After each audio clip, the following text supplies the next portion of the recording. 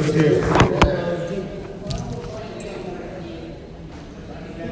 Did it say nigga? Yeah. Look at this crew. Sometimes it says Megan.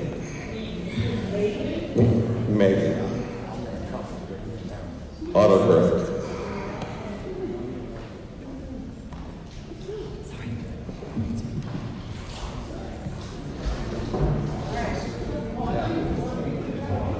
Just looks like we're missing the glass case. I was just like,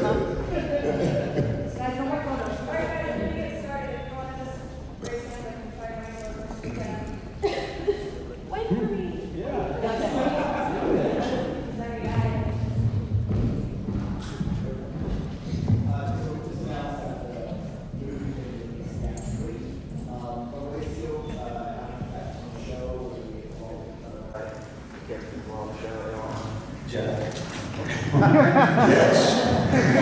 It all ties together. You know me. I'm definitely not going to answer that question.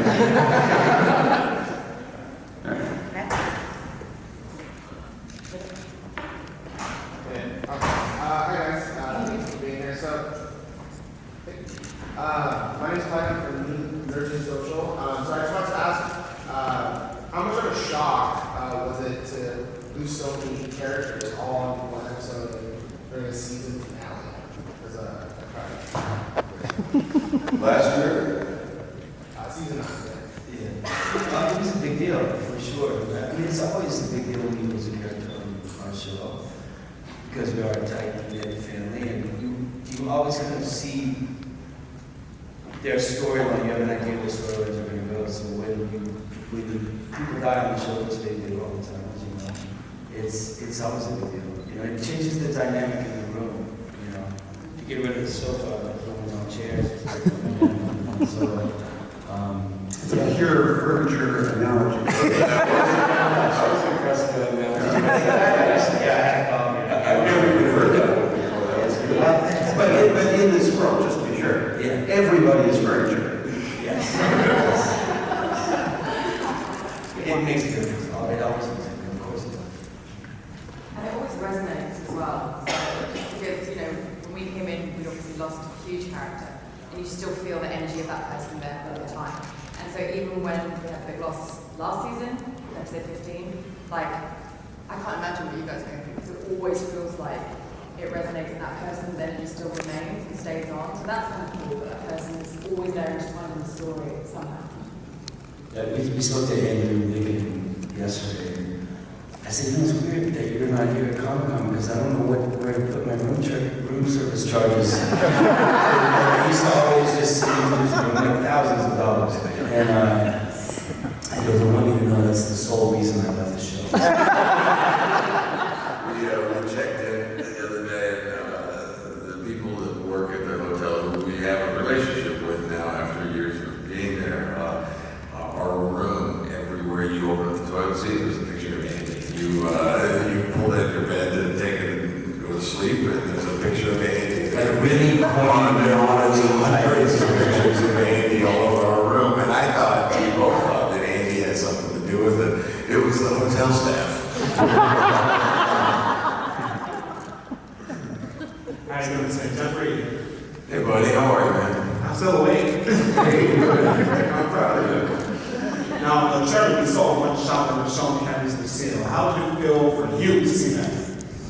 I mean, I find it pretty kind of exciting. You know, it's kind of it was a hell of a way to end the trailer for sure. And she looked happy, strangely. A little glint in her eye, having Lucille. Normally, Megan doesn't like to, doesn't want to share Lucille with anyone, but I think that the same denial holding it, I thought was kind of apropos for today. And also, are we going to get you versus Vader this season? Man, I sure hope so. I gotta take these next ones. Poor Vader's gonna get rid of me, you know. I don't know. We'll see. I hope so.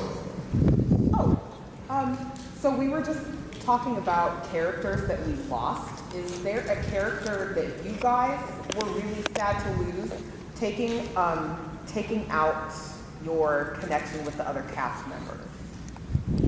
Taking out a connection with Yeah, so not as Norman saying goodbye to Andy, Right. but as Norman saying goodbye to a character in the show that you really Daryl liked. saying goodbye. Or Daryl. Geez, well, Rick was a big one. Rick. You know, the Herschel was a big one. I think, you know, we had the Herschel that year. We had the Rick the other year. The Carol was a big one.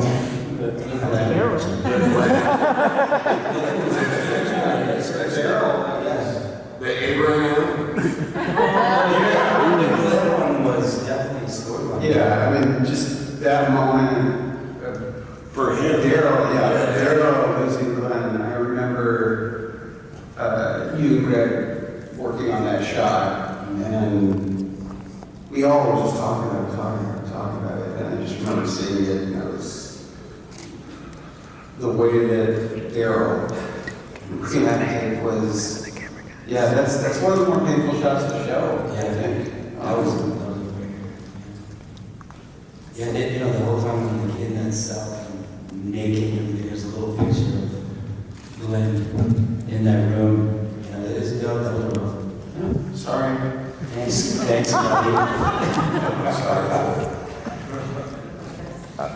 So my question is for the three gentlemen there. The trailer definitely shows there is a dynamic appearing of people are wanting Negan to basically release the bat against the Whisperers, you know. Can you talk about him being like it looks like you're reluctantly trying to become Negan again in terms of the badass. And also, can you talk about that dynamic between you and Daryl? Because that was a really awesome scene that we got. Yeah, we were very excited to do a scene together, for one.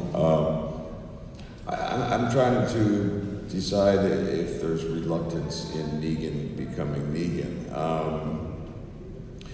I think in the last, 10 years? So that he's been either in a jail cell or kind of become part of the outskirts of the Alexandria community. I think that there's been changes within Negan. People like Judith have brought out stuff in him, certainly that the audience has gotten to see. But Negan is always Negan. He's going to always have a sharp tongue. He may not be bashing you across the head with Lucille, but he will certainly stab you with some words. So Negan, when he is getting a little, stretch his legs a little bit at the beginning of the year, in 10, stuff that we saw, I think, we've seen in the last season, even in jail, I don't think Negan ever kind of held back his words. But I think that Negan has changed a little bit. People want to say a redemption arc. I don't know if it's so much a redemption arc, because I think he's always been kind of who he is. We'll see.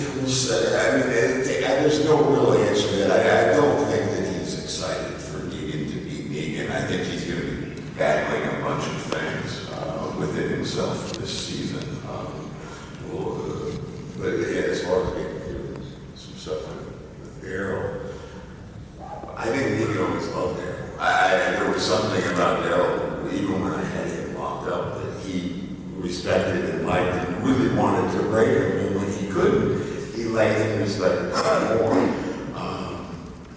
And then kind of the reversal of fortunes that we've had since then.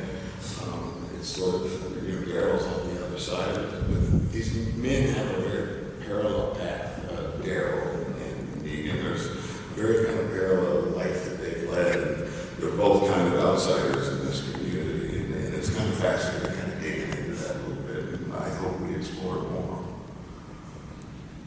I have a question for I know, I apologize. I found myself like, oh, shut up. I was telling myself to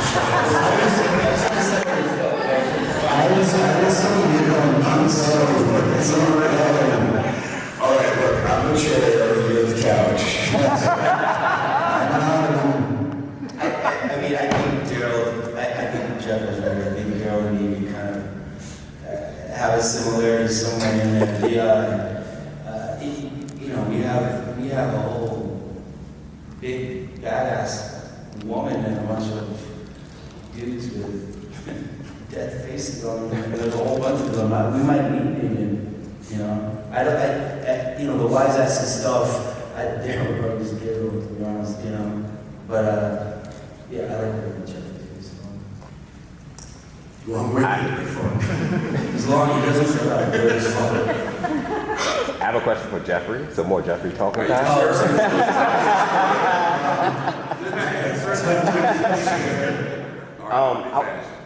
Easy. I want to know what the process was for you being selected as a DLC character for Tekken 7. And that's a difficult question. Oh, okay. Oh man, I couldn't pass. That's a difficult question. And obviously your reaction. I got a call from Dimple saying you're going to be in Tekken 7. And I was like, cool. I can't remember if it was like a commitment to AMC to me. I was just bleeding. I wish I was in on that conversation because I love that stuff. But I think I just handed off the news. I don't quite know. I know Robert has a better story than I do about it. And I don't know it. Yeah. It looks cool. I just Could you talk a little bit about the voice acting work for it? Yeah. I mean, a lot of it was kind of recreating Negan's just the introduction of Negan on the TV show. A lot of the voice work that I did was an absolute verbatim of him coming out of the Winnebago, and then I did like added some 3-word kind of in the middle of a fight, smart assy stuff. Shut up, Jeff. I will say, as a voice actor, the guys from Robot Chicken could not say enough about Jeffrey. That sounds very reductive. I have to say enough. As a voice actor. As a voice actor, they love it, but the Robot Chicken guys, they went on and on about voice acting. Everyone's going on and on and on. I don't know what's going on. This is Olivia from Whedonopolis. My question actually, Cooper. Wait, Whedonopolis? Whedonopolis was in Joss Whedon. Wait, what is it? Whedonopolis, Metropolis, Joss Whedon. Like weed? No, whoa. Joss Whedon done things like Buffy the Vampire Slayer. A long day. I'm sorry. Directed Avengers. I said weed and apples. And Firefly. Dollhouse. Holy mackerel. Anyways, you had a question for Cooper. You had a question for Cooper. I'm sorry. It's weird for me too. Okay, as the second or the right hand of the king, what's it like to be without a kingdom? Who are you? Oh, kingdom. I think Jerry through and through is a kingdom without needing a kingdom.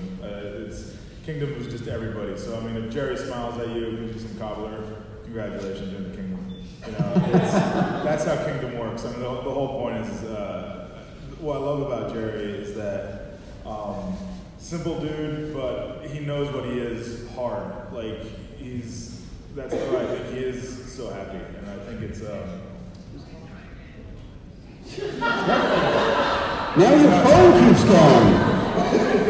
Every aspect of you. Just wait a moment, No, but I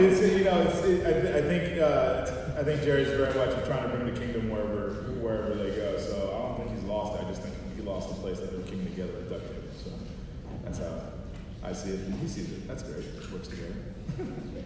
Oh yeah. I'm skeptical. I approve that answer. Right? I'm Chrissy from ageofthenerd.com. So obviously you guys have spent quite a good number of years with these characters, some more than others, and they've gone through an awful lot. So as actors, going through these storylines and emotions with these characters, what are you finding that you're still surprised to learn about yourself as you follow their journey as well? That I could take 6 Advil at once. Yeah, No, I mean, this show's definitely beating me up for sure. But you find your characters' differences with different people you meet. Like your relationships are always, it's an ebb and flow. You know, it's not just one character the whole time, but the circumstances and the people around you. As you grow as a character, they grow too. So it constantly changes. I think it's amazing not to get bored. Yeah. As an actor to play the same character for, I haven't done near what Norman has done, but this is the longest I've been a character, ever. Well, I mean, a little supernatural kind of. Yeah, but I only did like 12 episodes. But over many years, right? Okay, but that doesn't count. Damn it! Well, I guess what I mean, I was going to give Scott a bunch of credit here, and now I sort of just don't. No, I felt What that. Scott and Angela have done, and they reinvent your character kind of every year. So the minute you think, okay, I've played that scene enough times, and there's nothing else we can do with this role, suddenly there's a new twist to the character that you find. And I think in the last few years, I think that we've all gotten to do such different things that following season or halfway through the season are these shifts. So that's awesome as an actor to not get bored, and you don't get bored on the show. I've gotten pretty good at. I've pulled a few muscles on this show, and I've gotten a lot better at fixing that situation. So yeah, I got better on my side. He's really good. If anyone saw, he's kind of the best. Oh, the Hyper-Eyes. So good. I would go around last season. I was just shooting people with a massage gun, and they didn't know what was happening. They started getting vibrated. It's heaven. You know, in a nice way. It's heaven. I was also going to say also because the cast is so massive. You know, where like we can go through a whole season and not work with other actors. So you know, we never are never start to so like when you do get to an episode or a moment or a scene with a new character that you haven't worked with before, it's this whole new thing. The show opens up again. You're like, oh, okay, now we're moving over here. So I think that really helps. Just how many of us there are keeps it interesting. Last question. Well, one thing though, per this, but Magna and Yumiko have like a much different story this season than they did last season. Yeah, way different. And like the amount of change that happens with you guys between the two, like is that It's confusing for me. I don't even know anymore who I am or how I feel about this one. Well, it's not done. We're still working on it. But how has that been as far as last season to this season? I mean, It's a relationship, and it's like any relationship. It changes and it evolves, and it you know, because we're changing and evolving too, and I think it's very true to that. Like we definitely see Yumiko take a different path and explore what that is. So she keeps saying that, but she just messes up over and over again. That's the real reason. Exactly what it is. and you guys had an intense moment in the trailer. Different kind of moment in the trailer. Okay, sorry. Just thank you for indulging me. Yeah, hi. It was announced earlier that this upcoming season will be the last for Deny.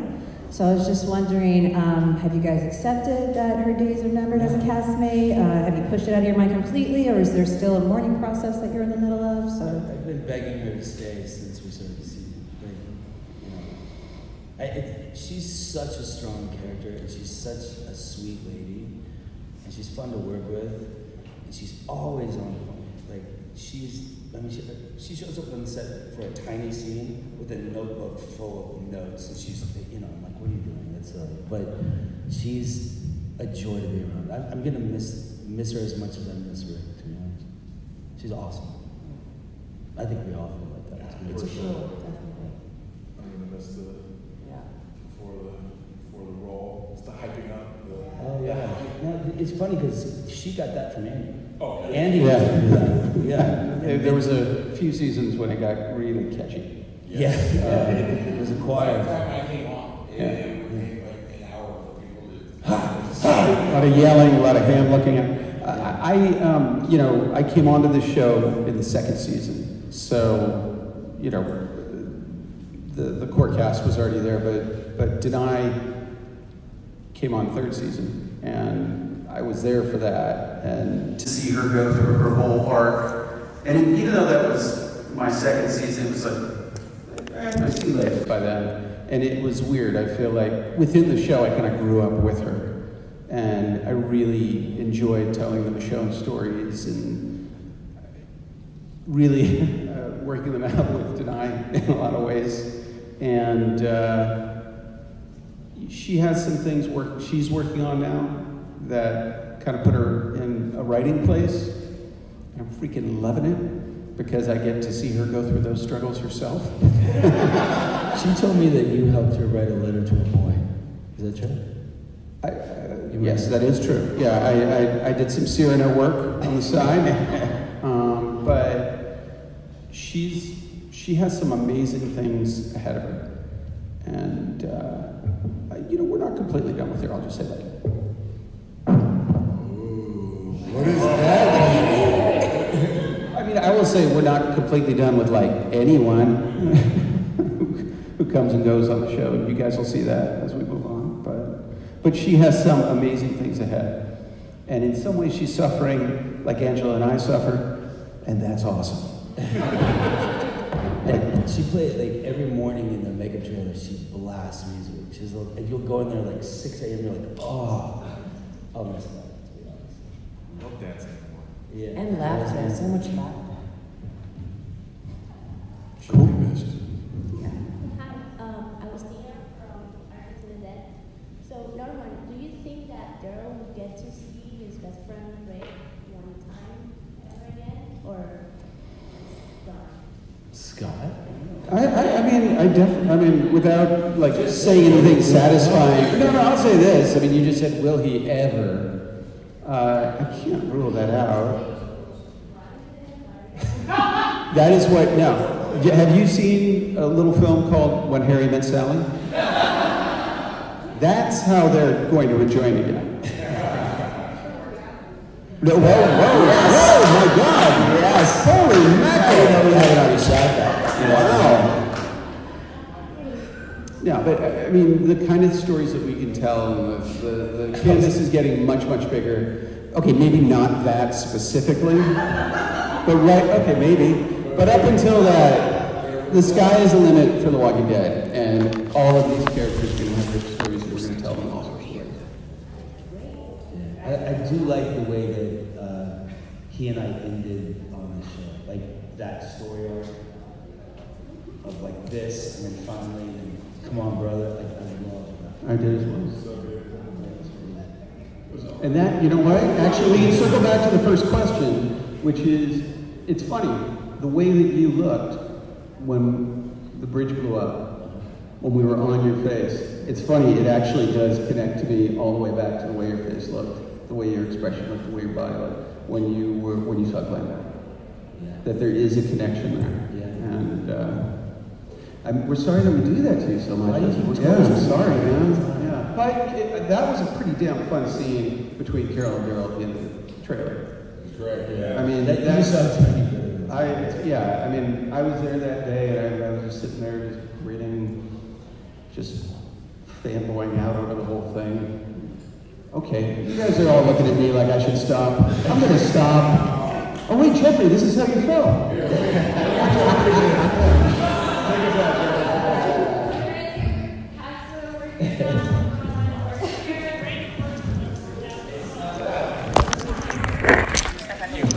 And I was just. Super short.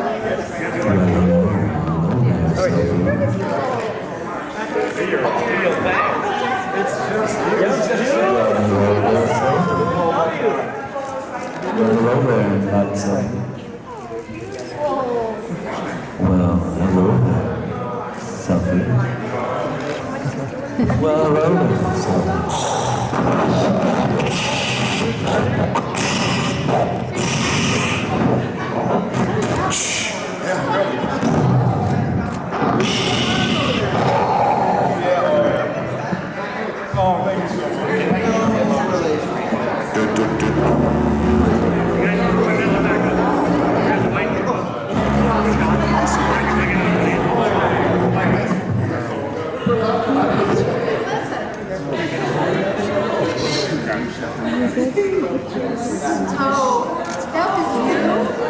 You gotta come back. Don't you want the whole group? Yeah, I can grab it.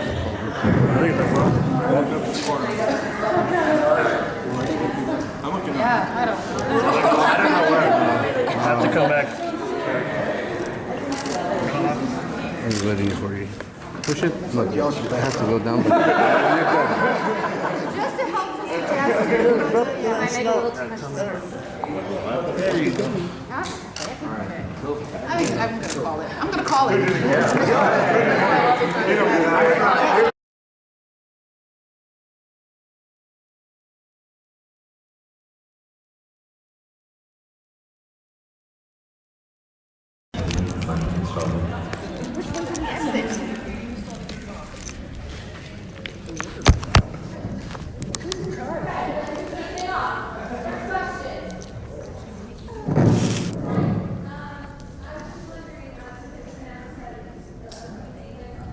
Will be the last season for Deny. I was wondering if everybody else had kind of accepted that the days are numbered, or if there's a mourning process, or if it's something that you've just kind of pushed out of your mind until it happens. I personally don't think about it.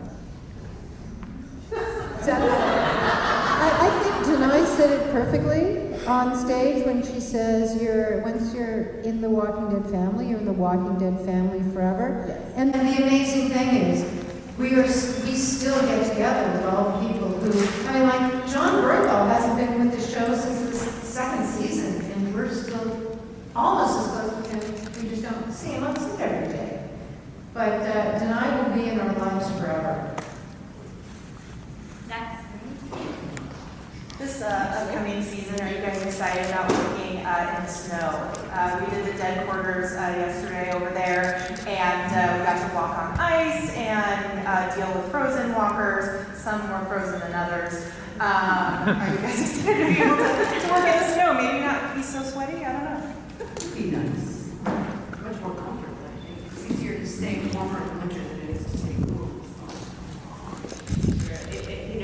The snow episode last year, that was something that we had such a great time doing. Wanted to do snow for years, so it was a great undertaking. We're still exploring other kinds of environmental obstacles that we haven't seen before, so there'll be some other new stuff to look at. There's 12 tornadoes. Hurricane, earthquake, Spoiler. snow tornado? Snow tornado. Sharknado. Zombie-nado. Trademark. Hi guys, Sarah McCulloch from Undead Walking. Season 9 was really kind of set the bar really high in terms of women kicking ass in the apocalypse. And I was just wondering if that's something that's going to continue into season 10. You have this amazing villain who's female, and you have these amazing protagonists who are female, and it's the range is it goes all the way down to Kaylee, who's just been so phenomenal.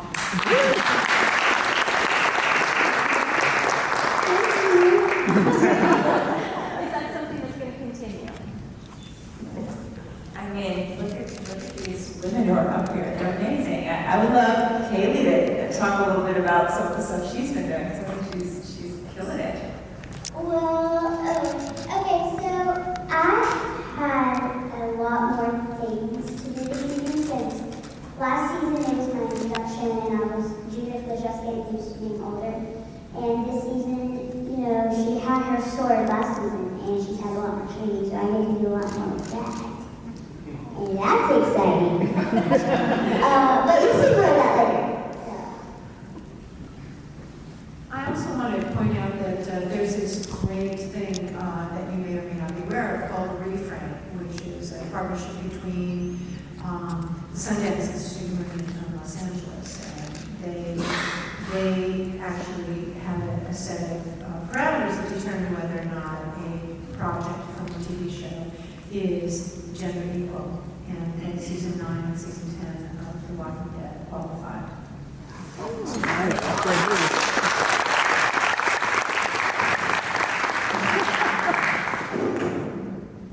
Hi guys, my name is Raquel. I'm representing The Walking Dead Brazil, and my question is actually actually for Melissa. We've seen since the beginning, Carol lose a lot when it comes to children. First it was Sophia, then Lizzie, and now we have Henry, and she's going through it all over again. How would you say that this will affect her mother's side from now on? Will she still be able to create connections like that? I am certain that will be explored. But I'm certain also that it has affected her profoundly. And she, I would imagine, almost to the same certain extent that she wants pensions for what has happened. And it's just unfathomable to her how another mother could do this. So, Angela and Ryan first. We got the casting news for Gamma. What could you tell us about Gamma? Say that Gamma is another whisperer. You know, we find out some interesting story about who Gamma is and who she's close to in the camp. Definitely, Beta is not used to anybody else having a quote-unquote name, since they don't usually name themselves. Thora Birch is a wonderful addition to the cast this season. You know, so many of us are such fans of her body of work, and so it's been really great seeing her kind of rise into this very strange new role. Ryan? I'll go with that answer, that's good.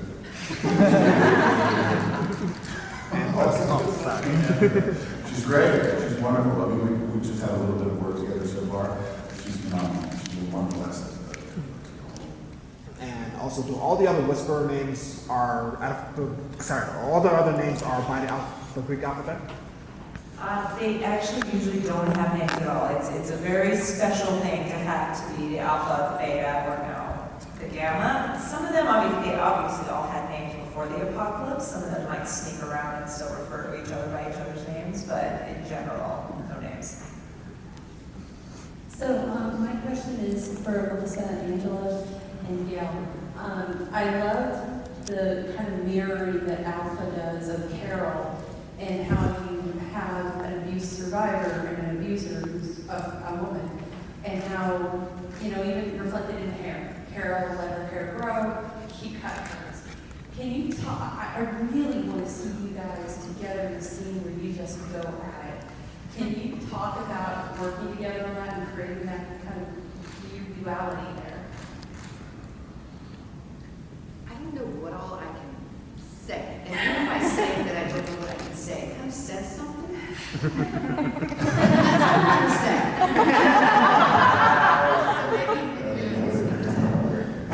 Maybe something. I'm also like, I want to tiptoe around this a little bit. I'll say that, it's interesting from a writing perspective. We've definitely been delving into just the duality of these two characters and the way that they've had certain paths in life and diverged in terms of what their kind of philosophy of the world is. But they're both two incredibly powerful women who just happen to be on opposite sides of this kind of epic struggle that is happening between our people and the Whisperers. So, you know, there's just some really cool stuff up ahead. I think Melissa is amazing, as is Samantha. So they are formidable forces to go up against each other. Hey, Eric Gabriel, AFN, we broadcast Walking Dead to our troops overseas. Yeah, that's a pretty cool thing. Being in a military town, interested to know if any of you have a connection to the military, friends or family, and also what it means to be part of a show that brings entertainment to our troops around the world. It's really important to me. My cousin is serving in the Navy right now. My mother's first husband was an Air Force pilot who died in the service of our nation. So it's really important to me. And I really love the fact that we seem to be a show that has been embraced by our military in the U.S. and serving abroad, and that makes us all feel really good and so appreciative. My father was a Marine, once a Marine, always a Marine. Yeah. He loves the show. And I'm just proud that we can be a source of entertainment and, or, you know, anything to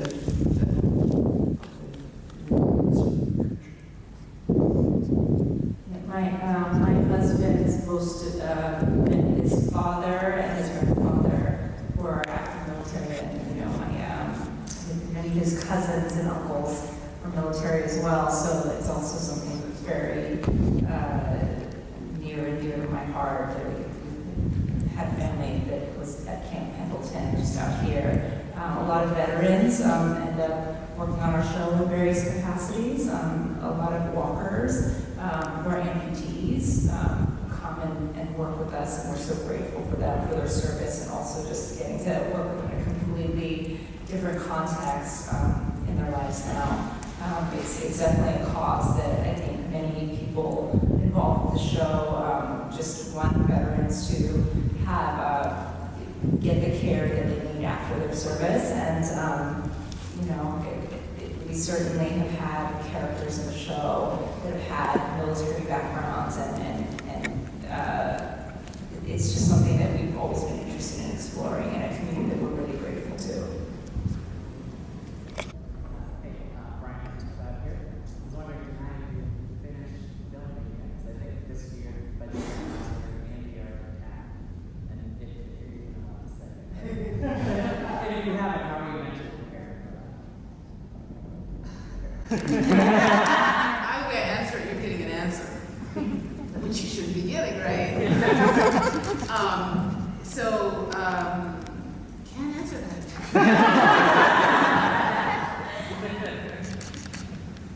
Hi. But I will say this, I'll say that.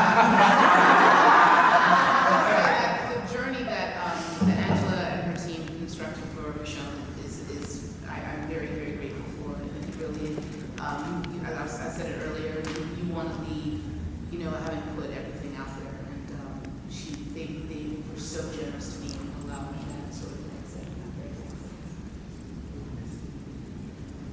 Hi, this is Olivia from Veganism, and my question is for Denai and Kaylee. So last season we got to see Judith jump from little Judith to older and more, you know, got to do things. And I was wondering, what was it like developing the mother-daughter relationship with an older Judith? And now going into season 10, how is that changing or developing that you can talk about? I mean, I think it's one of the most phenomenal things that this show has done. I was floored by the genius of introducing Kaylee at the end of episode 5 when we just lost Rick. I was floored by the genius of that.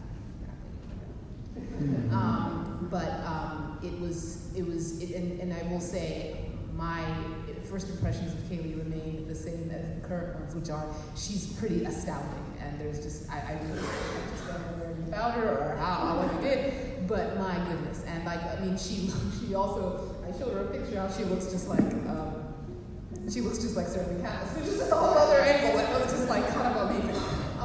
But you know, it was actually really I found it so easy because she's such a pro, this young lady, and she came in and she knew she was the last character, like she just was. Like of course this is who she grows up to be, and you know she had the hat, she had the gun, she had the sword, and it just worked. It just works, and you're like, wow, that's just magic. You know when something's just magic. You know, as artists we want to find magic, you find it maybe 30% of the time.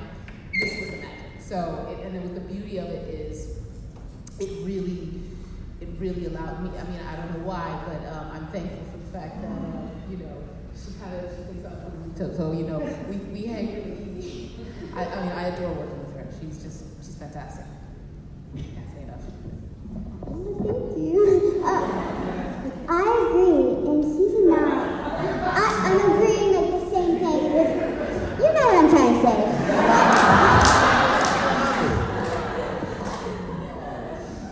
In season 9, when I was first introduced, me and Denai, we had a lot of scenes together, and that allowed us to connection together. And so Michonne and Judith obviously had a connection in season 9, and in this season, you can see how the bond has formed, and it's a lot deeper this season, and you'll get to see that, and that's really cool. Yeah, hi. Hello, everyone. Raymond Flowchat from MXDWN. My question is for Gail. Gail, given that the comic book just ended kind of out of nowhere, I'm wondering if any thought has been given, even if it's far out in the future, as to when and where the story for the show would end. Well, that's certainly more of a question probably for Scott Gimple and AMC and Angela, but I have to tell you, I read the comic book. I fall into the camp of I thought it was brilliant. Maybe part of it is because I so appreciated that Robert Kirkman thanked us, which he didn't have to do, but I mean, I loved that it had it was a hopeful world. And, you know, I was wondering how he was going to pull that off, and I thought it was brilliant. But we have a long way to go before we get there. And the great thing about the television series is that, you know, we can either jump ahead by a number of years, or we could play those intervening years out on the show. And, you know, and I think it really will be a question of decisions made, you know, at a higher level. But I think we have a great roadmap. Hi, question for Denai. We know now that you're leaving the show, but would you be open to playing Michonne again in the future, maybe in some movies?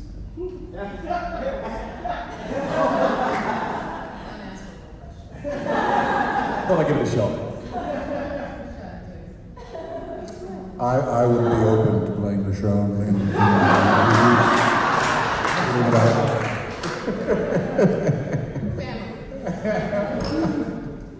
This question is for Angela. Try not to put you on the spot here, but I had a question my wife actually brought up to me the other day when we were watching it. She said, honey, the human population's way down. They're obviously not reproducing at the numbers they used to. So that means food for the zombies are way down, the walkers. And we know that if they don't eat, they start to wither. What's going on? And I thought, well, my guess is there's still a lot more of them than we thought there were. But the ones that are left are going to be getting probably extremely aggressive beyond what we've already seen them as. Is this something that you thought about as how are they going to evolve over time as we keep going further and further into the future? You mean the walkers, right? Yeah, yes. We've really followed, for the most part, the rules of walkers that Robert Kirkman set out in the comic. We do have some shades that are a little bit different. Like there's much more of what you would call lurkers in the comic, where they almost go dormant. We don't quite play that the same way in the show, although we have seen with Michonne's pets that when they aren't actively eating, they sort of do lose a little bit of interest. But I think, you know, there's also a hopefulness in discovering through the course of the series and books that there are more people out there than maybe people thought at first. So who knows what else is out there in the world. But isn't it that they're dying? I love walker science. But it's a soft science. You know? It is a soft science. It's not chemistry or physics. I mean, there's so many ways to look at it. It's magic. It's magic. Because if we all have it, we're all infected, then there are more that are coming along all the time that were, you know, living in little dust, and then they died just from natural causes or from being, you know, knocked out or hit or whatever sickness, and then they're walkers if they're not put down. So that population is also consistently replenishing. Mm-hmm. Yep. We have time for 2 more questions. Is that KK over there? Hi, Kelsey Loisel from SpringGeek.net. I know you spoke a little bit about Michonne's story as far as Robert Kirkman has written it, but as far as the comic ending and the show possibly continuing, is there any roadmap that has been created beyond that? Are you just still talking about it? Anything like that going on? Is this for me? Okay, so a roadmap beyond. beyond Michonne and Rick? Was that the? For the show, like for the show in general, since the comic's not, since the comic, they're not already born. Oh, right. So, there's still a good amount of issues left before the ending of the comic, which I agree with Gail. I think it's brilliant. I think Kirkman, we owe such a debt of gratitude to him for providing such a wonderful roadmap. But, I think what's been really gratifying about working on the show all these years is that the show has, there's that butterfly effect. Like, if things in the show are not the same as in the comic, and so it's created branching storylines that don't exist in the comic. There's characters, like Carol died a long time ago in the comic. Daryl doesn't exist. There's, different, Michonne is almost more like Andrea from the books, and so there's been all these different roads that exist within the show itself, as well as the kind of the map that Kirkman has set out. But I think also the genius of what Kirkman has done with the comic is that he has created a series of possibilities of other roads. And so, we've got to work on it kind of a season at a time, but there's also a longer view always. So I think it's the short version is there's still a lot of stories left to tell. Hi. First I just want to say it's nice that everybody else is catching up with strong female characters, but you two have been kicking ass for a long time before everybody else, and now everyone's just catching up. But playing off of that, with you two, this is such a fraternity, and there's so much passing of the baton for mainstays to new characters on the show, especially for the two of you. The tutelage and the advice that you're now going to pass down, although I feel like she's the most wise little one of all time, so she doesn't really need advice. But what advice do you give with incoming characters that are going to take the baton?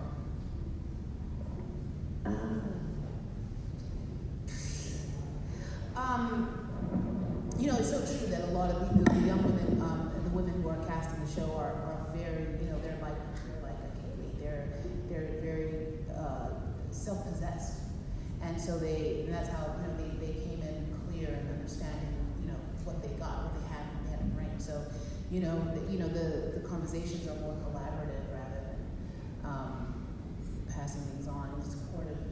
I do, I definitely do encourage folks to, in terms of, I think we all do that in terms of figuring out, understanding your story, your character's story, and feeling like you can have conversations if you want to, and not feeling like there's this gap between them and wanting to talk to the creative team who are very collaborative, very open-doored, and very interested in hearing their thoughts. And that's an encouragement, because there are times that I think there are environments perhaps where that is not encouraged. And that's not our world, that's not who we are as a family, and I think that's something that definitely we encourage each other to understand. We can come in and have our own, wanting to process and wanting to process with the creators and with the writers, and they're right there to do them. And that allows, I think, more and more ownership. I can never imagine, I've never had a creative conversation that hasn't been beneficial. And so that's definitely something that we definitely encourage, because I think maybe girls and women out there, at times we don't feel that we can, find our own ownership and our own stride in our characters and bring our thoughts and grapple with them and think about it with those who are our bosses, etc. And so that sort of an idea is something that I definitely encourage folks to embrace, because that's who we are as a show, which is very special. Yes. And I just want to say that what we've been blessed with on the show, and I really owe a huge debt of gratitude to our fantastic casting directors, is that there are a lot of shows where you see pretty faces and not a lot else. I think what makes this Walking Dead family so special is that everyone brings their heart and soul to the show. In front of the camera, behind the camera, in the writer's room, all the directors. This isn't just a job, this isn't just a paycheck. When you're part of the Walking Dead family, it's something much, much deeper, and that's what we want to keep going. And I have to say, we were also blessed to have Andy Lincoln as our leader from the very beginning, who instilled that in all of us and always inspired us to reach for more, to find more, and to aim higher. Hello? Hi, my question is for Denai. So, the trailer dropped. The what? The trailer. Oh, yeah. Yes. And the last closing scene. Unanswerable question. I just want to know your reaction when you were holding Lucille. My reaction? To holding it and knowing you were going to have that scene. Single.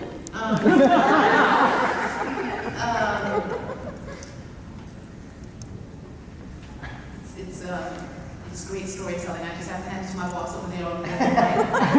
Shout out to my boss to the right over there. It's some great storytelling. And great storytelling. You know, I respect it.